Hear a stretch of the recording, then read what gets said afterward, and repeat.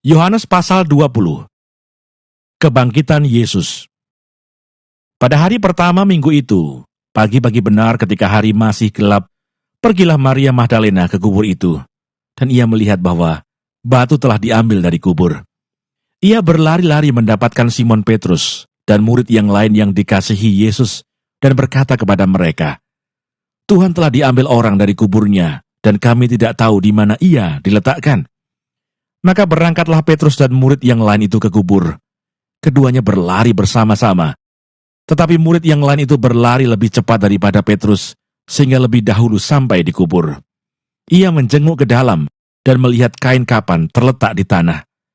Akan tetapi ia tidak masuk ke dalam. Maka datanglah Simon Petrus juga menyusul dia dan masuk ke dalam kubur itu. Ia melihat kain kapan terletak di tanah, sedang kain peluh yang tadinya ada di kepala Yesus tidak terletak dekat kain kapan itu, tetapi agak di samping, di tempat yang lain, dan sudah tergulung. Maka masuklah juga murid yang lain yang lebih dahulu sampai di kubur itu, dan ia melihatnya dan percaya. Sebab selama itu mereka belum mengerti isi kitab suci yang mengatakan bahwa ia harus bangkit dari antara orang mati. Lalu pulanglah kedua murid itu ke rumah. Yesus menampakkan diri kepada Maria Magdalena. Tetapi Maria berdiri dekat kubur itu dan menangis. Sambil menangis ia menjenguk ke dalam kubur itu, dan tampaklah olehnya dua orang malaikat berpakaian putih, yang seorang duduk di sebelah kepala, dan yang lain di sebelah kaki, di tempat mayat Yesus terbaring. Kata malaikat-malaikat itu kepadanya, "Ibu, mengapa engkau menangis?" Jawab Maria kepada mereka, "Tuhanku telah diambil orang, dan aku tidak tahu di mana ia diletakkan." Sesudah berkata demikian, ia menoleh ke belakang dan melihat Yesus berdiri di situ. Tetapi ia tidak tahu bahwa itu adalah Yesus. Kata Yesus kepadanya, "Ibu, mengapa engkau menangis? Siapakah yang engkau cari?" Maria menyangka orang itu adalah penunggu taman, lalu berkata kepadanya, "Tuan, jikalau Tuan yang mengambil dia, katakanlah kepadaku di mana Tuan meletakkan dia, supaya aku dapat mengambilnya." Kata Yesus kepadanya, "Maria." Maria berpaling dan berkata kepadanya dalam bahasa Ibrani, "Rabuni," artinya guru. Kata Yesus kepadanya, "Janganlah engkau memegang aku, sebab aku belum pergi kepada Bapa. Tetapi pergilah kepada saudara-saudaraku dan katakanlah kepada mereka, bahwa sekarang aku akan pergi kepada Bapakku dan Bapamu, kepada Allahku dan Allahmu." Maria Magdalena pergi dan berkata kepada murid-murid, "Aku telah melihat Tuhan," dan juga bahwa Dia yang mengatakan hal-hal itu kepadanya. Yesus menampakkan diri kepada murid-muridnya. Ketika hari sudah malam pada hari pertama minggu itu, berkumpullah murid-murid Yesus di suatu tempat dengan pintu-pintu yang terkunci, karena mereka takut kepada orang-orang Yahudi.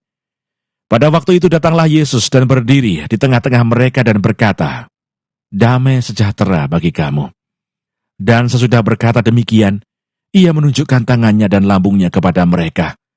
Murid-murid itu bersukacita ketika mereka melihat Tuhan. Maka kata Yesus sekali lagi, "Damai sejahtera bagi kamu. Sama seperti Bapa mengutus aku, demikian juga sekarang, aku mengutus kamu."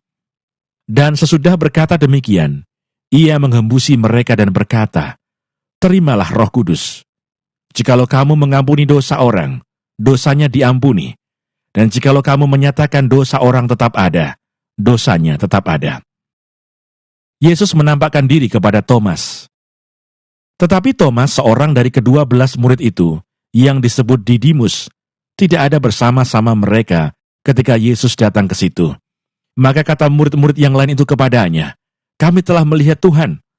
Tetapi Thomas berkata kepada mereka, "Sebelum aku melihat bekas paku pada tangannya, dan sebelum aku mencucukkan jariku ke dalam bekas paku itu, dan mencucukkan tanganku ke dalam lambungnya, sekali-kali aku tidak akan percaya." 8 hari kemudian murid-murid Yesus berada kembali dalam rumah itu, dan Thomas bersama-sama dengan mereka. Sementara pintu-pintu terkunci, Yesus datang dan ia berdiri di tengah-tengah mereka dan berkata, "Damai sejahtera bagi kamu."